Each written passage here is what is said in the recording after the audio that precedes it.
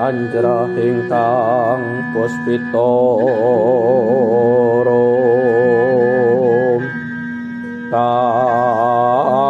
kasiliring samirana mre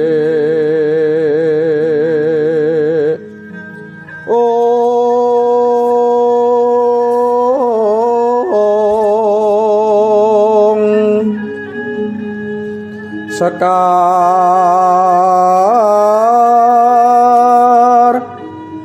kadung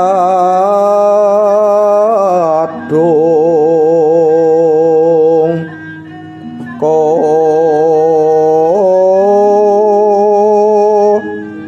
ngagandanya.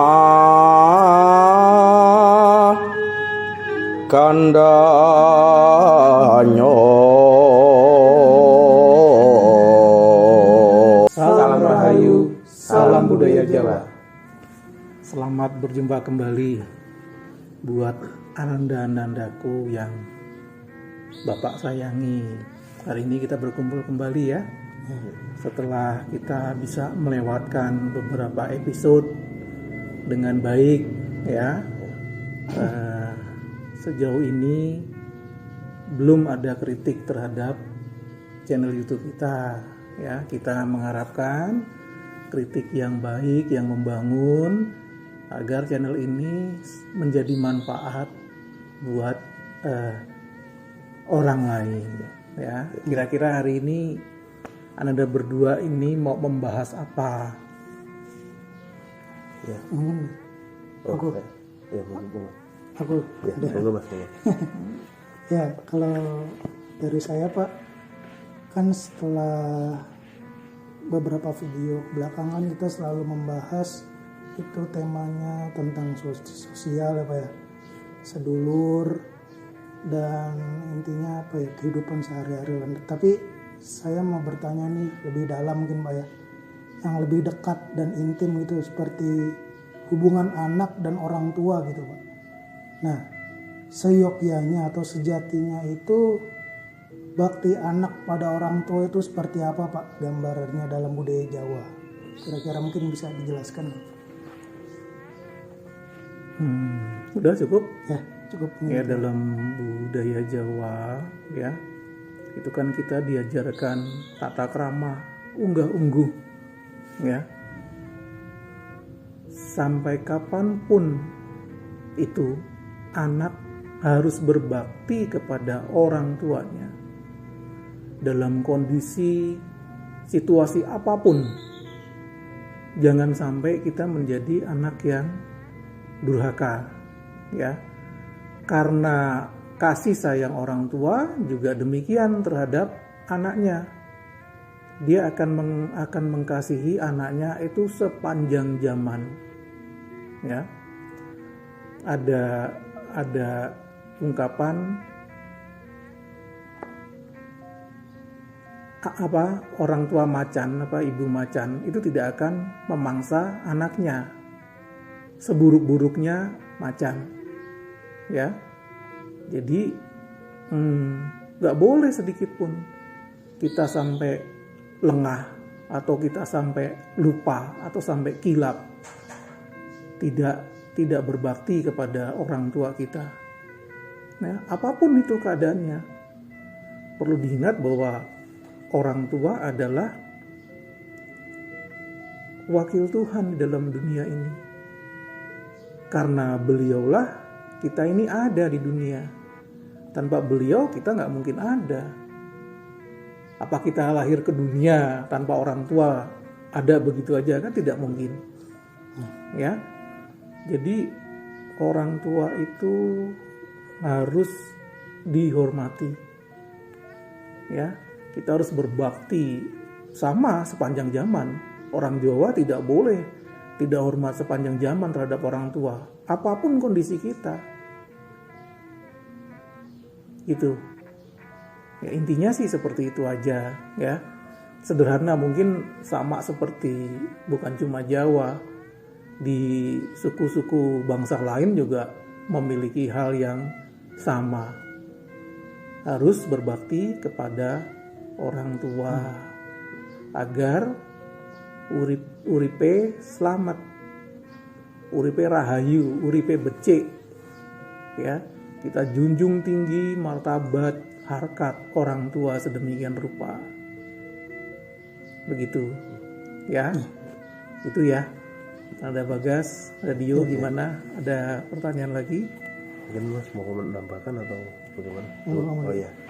Ya kalau dari saya Pak, ini berbicara mengenai budaya Jawa ya Mas. Saya pernah mendengar Pak paribasan Jawa yang berbunyi mikul dhuwur mendem jero Pak.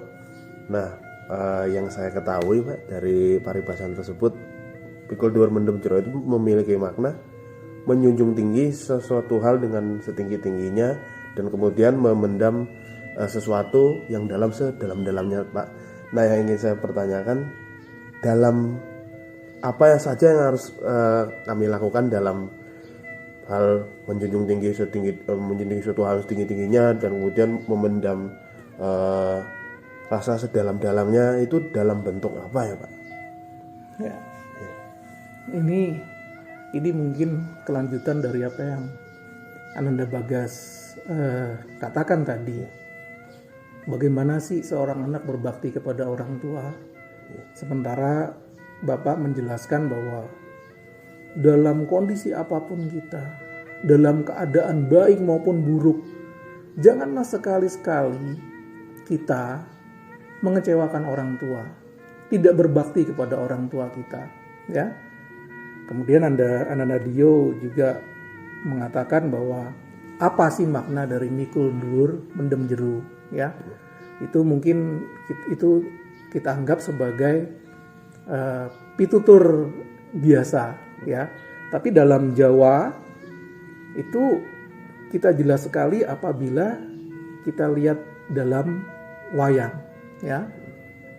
Di mana Adipati Karno, ya. Adipati Karno yang seperti Bapak katakan tadi, itu dia tahu, sadar dari lahir dia sudah dibuang oleh orang tuanya, ya, karena dia terlahir dari anak haram, anak yang tidak dihasilkan dari buah perkawinan, ya, yang terjadi antara Betara Suryo dan Dewi Kunti, ya. Ini sudah dibuang, dia tahu. Tapi ya, sekali lagi itulah orang Jawa hebatnya. Bagaimanapun dia tetap ngabekten kepada ibunya. Itu dia tidak pernah lupakan itu. Ya, bektinya dia Karno ini seorang anak terhadap ibunya. Walaupun dia tahu keberadaan dia itu mungkin tidak diinginkan pada waktu itu. Sehingga ketika dilahirkan pun melalui kuping. Karno sendiri atau Karna itu adalah kuping untuk menjaga virginitas dari ibunya. Tapi dia tetap ngabekten, bekti. Dia tetap mikul dhuwur mendem jero kepada orang tuanya. Dia tidak pernah mengumbar aibnya orang tuanya, Dewi Kunti. Dia tidak pernah merasa dirinya disia-siakan. Ingat ketika para Pandawa disengsarakan oleh Kurawa, dibuang ke hutan, ya, dengan sengsaranya. Karno dari jauh tetap memperhatikan kondisi keadaan ibunya dan adik-adiknya, ya. Mungkin pertolongannya kita nggak tahu lewat sesuatu yang memang tidak digambarkan. Kalau Bapak boleh bilang, dia tetap mengirimkan doa, ya, melihat keselamatan orang tuanya, walaupun itu dari jauh. Dia tetap ngabekten, tetap bekti sama orang tuanya. Mungkin kalau dia mendekat pun tidak bisa pada waktu itu. Karena kondisi dan situasi yang seperti Bapak katakan tadi, kondisi apapun dan situasi apapun tetap kita harus bakti sama orang tua. Ya, nggak boleh sedikit pun kita mentang-mentang orang tua kita jauh, biar aja beliau jauh. Saya nggak. Padahal ini sudah dari lahir pun sudah disia-siakan. Tapi dia tetap baktinya. Mikul dhuwur mendem jero. Hingga pada suatu ketika, ya, kesempatan bertemu dengan ibunya pertama kali, ya, dan untuk yang terakhir kali, saat Bharatayuddha akan terjadi, di awal perang Bharatayuddha akan terjadi, dia mengunjungi ibunya yang sedang sedih memikirkan anak-anaknya akan berperang dalam perang Bharatayuddha. Ini Karna datang ke ibunya, dia langsung sungkem, langsung menyembah kepada ibunya. Betul kan? Ya, langsung menyembah kepada ibunya. Ibu, maafkan anakmu ini.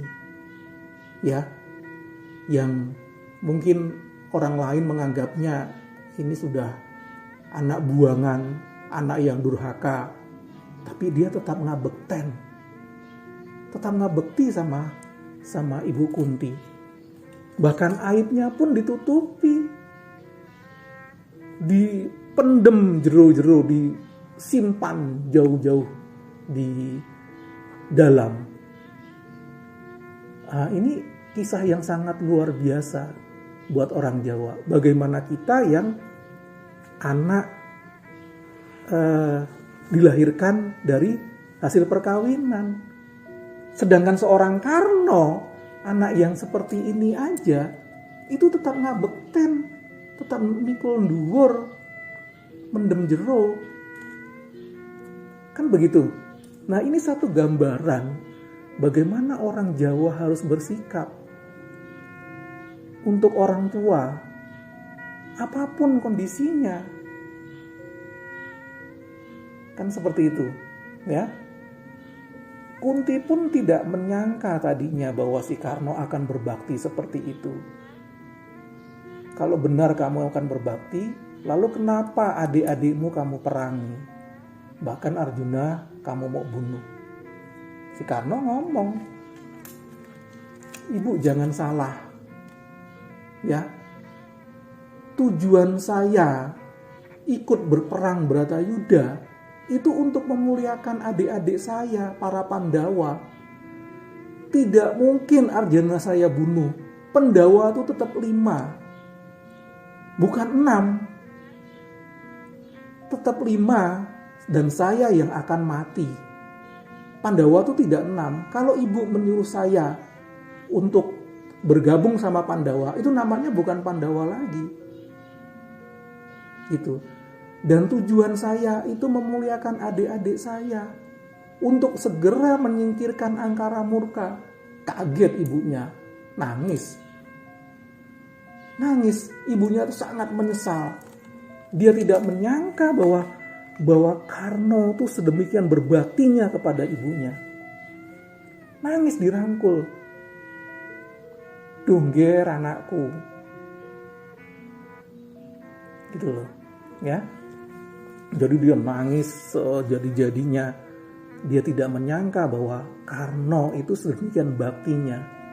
Bahkan terhadap adik-adiknya yang Karna itu boleh dikatakan bisa sakit hati, bisa punya dendam. Tapi setitik pun Karna tidak memiliki hal itu. Tidak ada di sanubari Karna itu untuk berbuat hal yang tidak baik. Begitu. Ya, dan ini cerita ini luar biasa sekali, apalagi nanti pada saat Karna tanding dan setelah tahu Karna itu baktinya kepada Kunti seperti Ananda Diyuta katakan tadi, mikul dhuwur mendem jero, Nah, itu digambarkan oleh Karno. Itu, ya. Bayangkan anak yang buangan, anak yang tidak diinginkan, tapi tetap mikul dhuwur mendem jeruh. Ya, oleh karena itu Bapak berharap kita semua, Ananda berdua ini juga melakukan hal yang sama. Karno yang seperti itu aja bisa melakukan itu, apalagi kita-kita. Kan begitu. Ya. Sehingga terciptalah Hamemayu Hayuning Bawono. Ya, kita tidak dendam dengan siapapun, kita tidak dengki, kita tidak sakit hati. Ya, ini walaupun orang tua yang melakukannya, dan Kuti tahu kekilapan itu. Oleh karena itu dia menangis ketika Karno mengatakan hal itu kepada dirinya. Begitu. Ya, ini Om sengaja menggambarkannya lewat wayang biar jelas ceritanya. Karena dalam kehidupan sehari-hari sulit juga mencari cerita yang pas untuk mikul dhuwur mendem jeru gitu. Ya, gimana penjelasan Bapak ini? Ya, saya sendiri setelah mendengarkan cerita Adipati Karno dengan ibunya, saya merasa ya tersentuh, Pak. Dan saya ternyata juga baru tahu bahwa begitu mulianya gitu hati seorang Adipati Karno. Ya. Sampai dia mungkin sudah ikhlas ya, sudah rela untuk mengorbankan raganya demi kemakmuran. Betul. Adik-adiknya Pandawa, benar, itu benar, dia benar sekali. Mengalah gitu. Mengalah, ya, betul. Betul. Wah, mungkin kalau saya mungkin belum bisa, belum tentu, betul. Semulia Adipati Karno mungkin dengan cara yang lain ya, Mas, kamu bisa belajar dari tokoh Adipati Karno. Ya. Nah, disitulah kelebihan dari cerita wayang, ya. Dan memang banyak di Jawa tuh seperti itu. Dia sadar urip itu adalah nerimo ing pandum idi palilahing Gusti kang akarya jagat. Ya, kalau dia menyadari itu, Karno menyadari itu, dia sebagai anak buangan, ya, yang tidak diinginkan pada waktu itu, bahkan dia terbuang, dipisah dari ibunya, disusui juga belum, ya, tapi dia tidak menaruh dendam, dia tidak menaruh sakit hati sedikit pun terhadap orang tuanya. Ya, inilah kehebatan daripada seperti yang Ananda Dio katakan, Ananda Bagas. Mungkin Bapak juga bila dalam posisi Adipati Karno itu tidak bisa melakukan itu. Itu tidak bisa. Itu gimana bisa melakukan itu? Orang dari lahir brol, saya sudah dibuang, saya sudah dikucilkan, saya sudah disingkirkan, tapi masih tetap berbakti kepada adik-adiknya, kepada orang tuanya. Kan begitu. Bagus kan ini kan cerita. Nah, inilah sebetulnya sejatinya mikul dhuwur mendem jero itu yang diperlihatkan oleh Karno. Jadi kita wajar kalau kita yang normal, ya, tidak seperti Karno mikul dhuwur mendem jero, tapi buat Karno sebetulnya ini berat. Anda dulu aja katakan nggak akan mampu. Betul gitu ya, ya, itu yang makanya yang tahu bakti anak kepada orang tua ya Kunti. Kalau yang lain Pandawa wajar orang dari kecil hidup sama Dewi Kunti, tapi Karno tidak, tapi tetap berbakti, makanya dia menangis, bahkan dicium telapak kakinya oleh Karno. Luar biasa ya, ya. Cerita ini sangat sangat luar biasa dan menginspirasi. Bapak juga terinspirasi dengan cerita ini. Gitu. Ya, gimana? Ada lagi yang mau sekiranya mau menambahkan. ditambahkan? Ya mungkin saya juga sependapat dengan Dio, dan saya pun juga tersentuh gitu ya Pak dengan kisahnya Adipati Karno dengan Dewi Kunti ini, dan ini menjadi suatu pembelajaran yang berharga bagi saya seorang anak. Pastinya pesan yang saya dapat di sini, sesusah atau sesulit apapun keadaan, bakti kita terhadap orang tua harus terus kita junjung tinggi seperti kasih sayang orang tua yang sepanjang zaman itu ya Pak ya. Iya. Dan menjadi pesan juga nih bagi generasi kita, tidak hanya untuk orang tua, mungkin dengan kita membuat konten ini juga kita menghargai para orang tua kita, dahulu kita, para leluhur kita, untuk selalu menguri-uri budaya ini. Itu mungkin yang saya dapat dari kisah Adipati Karno ini, sangat bagus. Dio gimana? Iya, saya setuju dengan pendapat Mas Bagas yang sudah disampaikan tadi ya. Mungkin saya mau menambahkan saja Pak. Mungkin saya juga, ya setelah Bapak ceritakan, saya juga melihat sosok Adipati Karno ini, dia selama hidupnya mungkin sudah, ya mungkin mohon maaf, mungkin bisa dibilang bernasib pahit ya Pak. Dari kecil dibuang dalam hidup, betul. Ya, dibuang orang tuanya di luar. Dia mungkin dia besar dengan orang tua, bukan orang tua kandung ya Pak, orang tua asuh. Ya. Tapi Orang tua angkat.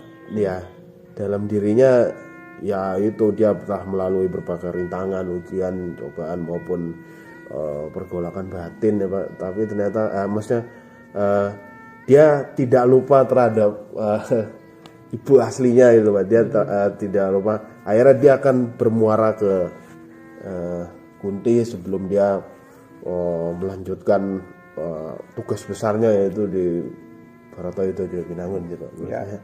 Semua sesulit apapun masalah, serumit apapun kejadian, ataupun semanis apapun yang kita dapatkan, semua akan bermuara ke orang tua ya Pak. Ya, bukan betul begitu Pak. Betul. Ya. Dan perlu diingat ya itu tadi, kita hidup itu tidak memiliki pilihan sebetulnya. Seperti Adi Karno itu tadi. Tapi sesulit apapun kita harus mencari kebaikan. Ya hidupnya Karno tuh kedelarung-delarung, mengembara ke sana kemari hingga suatu ketika ditemukan oleh kalau nggak salah oleh Durna pada waktu itu. Ya, pada waktu itu diketemukan oleh Durna. Nah, sebelumnya dia mengembara ke Mandroko, ketemu anaknya Adipati Salyo yang menjadi istrinya, Surti Kanti. Kan seperti itu. Ya, memang ini tokoh yang sangat luar biasa. Ya, sulit buat kita untuk bisa menjadi Adipati Karno. Tapi